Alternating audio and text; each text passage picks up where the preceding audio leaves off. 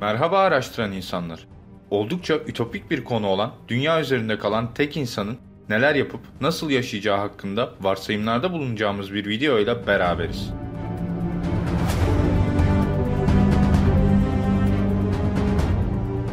Tarih boyunca pek çok yazar ve düşünür tarafından üzerine enine boyuna düşünülmüş ancak pek de fazla dillendirilmemiş bir dogmadır. Dünyanın son insanı. Konu üzerine kafa yoran herkes kendi dönemine ve imkanlarına göre hayal güçlerini çalıştırmış ve varsayımlar yürütmüştür. Fakat geçtiğimiz yüzyıla kadar son derece kısıtlı olan teknoloji günümüzde adeta altın çağını yaşamakta, bu da bize olaya bambaşka bir çerçeveden bakma şansı sunmaktadır.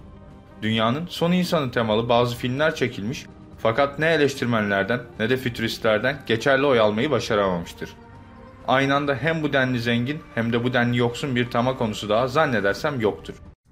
Hayatımızın belirli dönemlerinde aklımızdan korkunç ve ilginç düşünceler geçirmişizdir. Peki, dünya üzerinde kalan son insan olsaydınız ne olurdu? Mantıklı düşünecek olursak, dinozorları yok eden gök asteroidi dünyayı ziyaret etmediği sürece yaşayan tüm insanların aniden yok olabilme olasılığı neredeyse sıfırdır. Ama biraz hayal dünyasına girmekten zarar gelmez. Günümüzde farkında olmasak da gelecek için yaşarız. Yalnızca bir kağıt parçası diploma için yıllarca eğitim alır, emekli olana kadar yıllarca çalışır ve birikim yaparız. Bugün için değil, yarın için yaşarız. Bu hengame içerisinde ne yazık ki çoğu zaman yaşadığımızın farkına varmayız. Kozmosun zaman çizelgesinde görünmeyecek kadar kısa olan yaşam süremizi etrafımızda olup biten hiçbir şeyden haberdar olmadan çarçur edecek kadar zenginmişiz gibi davranırız. Şimdi sizden saatinize bakmanızı ve sadece 5 dakika için kafanızdaki tüm düşünceleri, sorun ve sıkıntıları bir kenara bırakıp küçük pembe bir hayal kurmanızı istiyorum. Döndüğünüzde hayatınıza kaldığınız yerden devam edebilirsiniz. Sizlere soruyorum. Artık yarınlar için yaşamayıp gelecek kaygısı olmadan keyifli bir dünyada son insanın hayatını sürmeyi istemez miydiniz? Bir sabah uyandığınızda dünyada kalan son insan olduğunuzu fark edince bütün diplomalar, yıllarca çalışıp belki de hiç sahip olmayacağınız otomobiller sizin olabilirdi. Artık canınızı sıkan patronunuz, anlaşamadığınız komşularınız, hoşlanmadığınız insanlarla görüşmek zorunda kalmazdınız. Bütün dünya artık sizindir. Hayal edin. İstediğiniz otomobillerle hep görmek isteyip bir türlü gidemediğiniz dünya şehirlerine vizesiz seyahat edebilirdiniz. İstediğiniz her yerde yaşayabilirdiniz. Ve bunu yaparken dil öğrenmenize de gerek kalmazdı. Çünkü nasıl olsa artık dünyadaki son kişiydiniz ve sohbet edecek kimse yoktu. Peki, deniz aşırı yerlere nasıl seyahat ederdiniz? Kaçınız uçak veya gemi kullanmayı biliyor? Gezdiğiniz, gördüğünüz yerleri birilerine anlatmak istemez miydiniz? Gittiğiniz yerlerde yeni insanlarla tanışmayı veya sevdiğiniz biriyle birlikte seyahat etmeyi. Çektiğiniz ilginç fotoğrafları artık kimsenin kullanmadığı sosyal medyada paylaşmayı da düşünmezdiniz muhtemelen. Her ne kadar bütün üzüntülerimiz, sıkıntılarımız, savaşlar, aklımıza gelebilecek bütün kötülükler insanlar yüzünden yaşansa da yüzyıllardır savaşlara, ölümlere, felaketlere neden olan insanların tamamen yok olmasını istemezdik. Ne birlikte ne de tek başımıza yaşayabiliriz. Çünkü sosyal varlıklarız.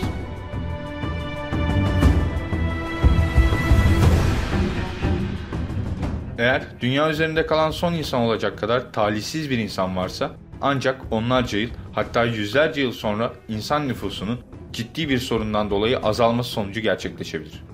Bu videoda böyle bir durumun nasıl sona erdirileceğini değil, böyle bir durumda nasıl hayatta kalınabileceğinden bahsetmek istiyorum. Yeteri kadar yiyecek ve içecek bulunabilir mi? Yaşayacak güvenli bir yer. En önemlisi ebedi yalnızlığa katlanılabilir mi? Şimdi bir kişi hayal edelim. Bu kişi çoğumuz gibi işte yorgun geçen bir günün ardından 22:30 civarı yatağa girer. Ertesi gün televizyondaki, radyodaki veya evini paylaştığı diğer insanların sesleriyle uyanmayı bekler. Ertesi günün oldukça normal olması beklenir değil mi? Ama gece boyunca kafamıza tuhaf düşünceler doldururken etraf oldukça sessiz ve yalnızdır. Ertesi sabah olur ve kişi geç kalkar. Radyo ve alarm çalmamıştır. Pencereden dışarı baktığında tuhaf şeyler olduğunu anlar. Duyduğu tek ses ince bir rüzgar, ağaçlardaki kuşlar ve civarda avlayan bir köpektir. Sıkışık trafik ve havaalanına inmekte olan uçakların seslerinin gelmediğini fark eder. Gün devam ettikçe tamamen yalnız kalma gerçeği kapıya dayanır. Yaşadığı dünyanın kralı olduğu, canının istediği her şeyi yapabileceği, kusursuz bir cennet miras kalmıştır. Ama krallığı olmayan bir kraldır. Peki daha sonra neler olur? Bu herkesin kişiliğine göre değişir. Eğer kişi sağlam psikolojide ve bireyselci bir yapıdaysa Bu onları dünyayı istedikleri şekilde tekrar dizayn etme şansları olduğu için oldukça sevindirir. Fantazi dünyasına fazla girmekten uzaklaşalım. Ortalama düzeyde sıradan bir insan bu şartlar altında yaşayabilir mi? Başlangıçta tabii ki. Sevdiklerini kaybetmenin şokunu ve bütün bu olanların şaşkınlığını yaşamak büyük bir sorun haline gelebilir. 21. yüzyıl insanı hayatta kalmanın tüm zorluklarını üstlenerek yeni dünyaya nasıl adapte olabilir? Hayati idame uzmanları 3 temel ihtiyacın su, yemek ve barınma olduğunu söylüyor. Barınak bulmak çok kolay. Birçok boş evden biri seçilebilir. Ortalama bir insan yemek yemeden 6 hafta yaşayabilir. Ama su olmadan yalnızca birkaç gün. Kimse olmadığı ve dolayısıyla çalışmadığı için elektrik sistemi de durur. Bunun sonucunda evlere su pompalayan ve su arıtan sistemler de çalışmayacaktır. Depo ve konteynerlarda bulunan sular diğer bir seçenek. Fakat bu seçeneğin ömrü fazla uzun değil. Suyu doğal kaynağından tüketmek yerine muhtemelen 21. yüzyılında bir nevi çöküşüne neden olan şişelenmiş sular kullanılacaktır. Marketlere sızılabilirse binlerce litre şişelenmiş ve arıtılmış su kullanılabilir. Şişelenmiş sulara ek olarak paketlenmiş gıdalar da tercih edilebilir. Konserve gıdalar toplanıp uzun süre yiyecek ihtiyacı karşılanabilir. Ancak taze meyve ve sebzeleri kullanarak yemek pişirmek zor olabilir. Çünkü birkaç gün içinde bozulup yenilmeyecek hale geleceklerdir. Buzdolapları çalışmayacağı için dondurulmuş gıdaları tercih etmek de akıllıca olmayacaktır. Eğer hayatta kalan kişi taze yiyecekleri tatmak isterse avlanmayı, balıkçılığı ve sebze meyve yetiştirmeyi öğrenmesi gerekecektir. Avlanma kısmı zordur. Çünkü etin tadına bakmadan önce hayvanı yakalayıp öldürmek, etlerini ayırmak, pişirmek gibi zorlu bir süreç vardır. Eğer hayatta kalan kişi nasıl yaşayabileceğini öğrenmek isterse ne yapabilir? Balıkçılık ekipmanları bulunduran pek çok yer var. Yani balık tutmak basit olabilir. Ama tabii balık tutmak suyun içinde bir takım aletler atmaktan ibaret değil. Balığın nerelerde olduğunu bilmek gerekir. Hangi balık türleri en iyisi? Avcılık içinde çoğu şey benzerdir. İyi bir av tüfeğine ihtiyaç vardır. Ama elbette mermiler sınırlı olacak. Ve yenisini üretmek pek olanaklı olmayacaktır. Bu nedenle kişinin ok ve yay gibi kendi yapabileceği basit ekipmanları nasıl üreteceğini öğrenmesi gerekecektir. Bütün bunlar yapılsa bile avlanırken hayvanların geride bıraktığı izler ve işaretler gibi ince işleri de öğrenmek gerekir.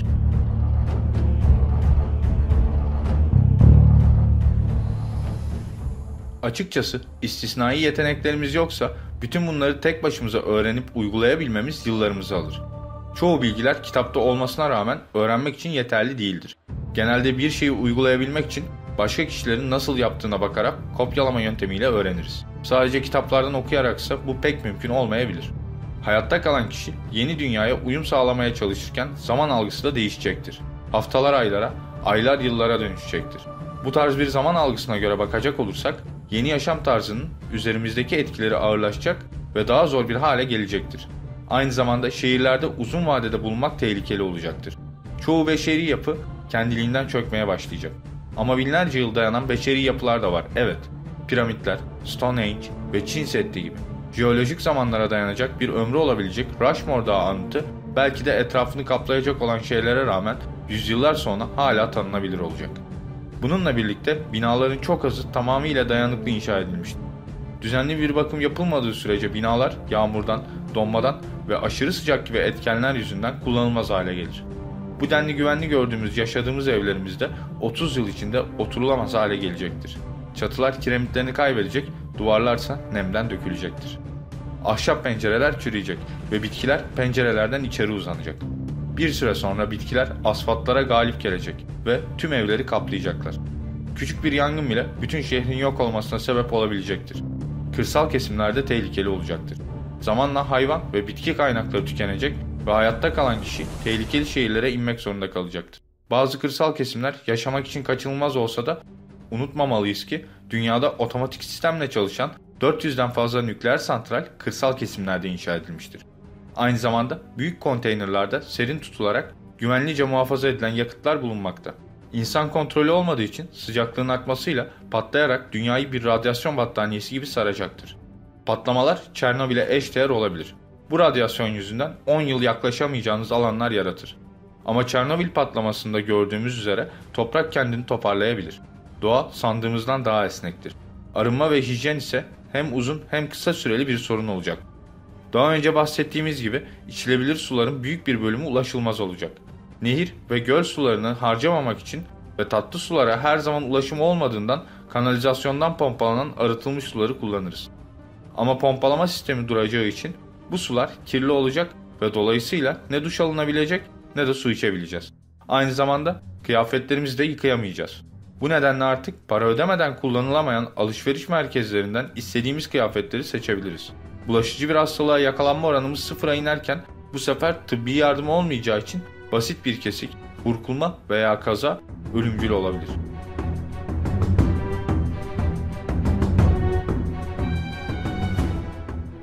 Bir diğer sorun da ulaşım olacaktır. Yollar yabani bitkilerle kaplanacağından ancak çok güçlü araçlarla seyahat etmek mümkün olacaktır. Bütün bunlar 20 yıl gibi kısa bir sürede gerçekleşebilir. Köpek bir dost bile aklımızı başımıza tutmak için yeterli olmayabilir. Söylediklerimiz çok zor görünse de hayatta kalan kişinin dünya üzerindeki bütün kitaplara erişimi olabilecek ve zorlandığı zamanlarda istediği bilgileri elde edebilecektir. Hayatta kalan kişi için hayat çok zorlayıcı ve korkunç olsa da eğer isterse kişi çok lüks bir yaşam sürebilirdi. Dünyada doğal olarak meydana gelen değişiklikler büyüleyici bulunabilir. Yani insanlar olduğunda hayat bulamayan bitki ve hayvanların kademeli evrimleri gibi. Örneğin köpekler kurtlarla melezleşir ve yavaş yavaş kurt gen havuzuna dahil olurlar. Hayatta kalan için dünya yeni oyun alanı haline gelebilir. En ünlü müzelerdeki en ünlü tabloları alabilir. En iyi otomobilleri kullanıp en iyi giysileri giyebilirdi. Ama yıllar geçtikçe tüm bu zevkler önemsizleşecekti. En büyük savaş hayatta kalmak değil, aklı sağlıklı tutabilmek olacaktı. Buradan şu sonucu çıkartabiliriz. İnsanlar yalnız yaşayabilen canlılar değildir. Adaptasyon sürecimiz kabileler halinde yaşayarak gelişmiştir. Muhtemelen hayatta kalan son kişi dünyadaki tüm varlık ve bolluk karşılığında sadece tek bir insanı tercih edebilirdi. Bunun yerine bir köpek tercih edilse bile bazen insanlar karşılıklı konuşup dertleşeceği, sevinç yaşayacağı ve bir şeyler paylaşacağı birine ihtiyaç duyar. Hayatta kalan kişi için hayat bir müddet eğlenceli olabilir. Fakat daha sonra bu akli dengeyi kaybetmeye sebep olabilir.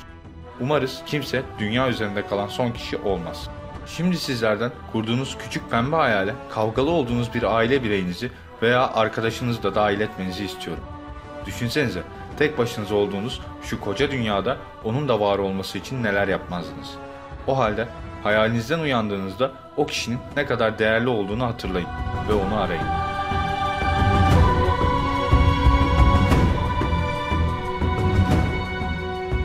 Tüm soru, görüş ve önerileriniz için bana Instagram hesabımdan ulaşabilirsiniz.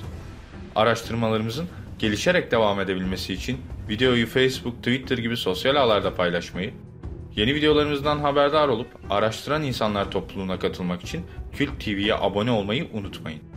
Gelecek videoda görüşünceye kadar hoşça kalın araştıran insanlar.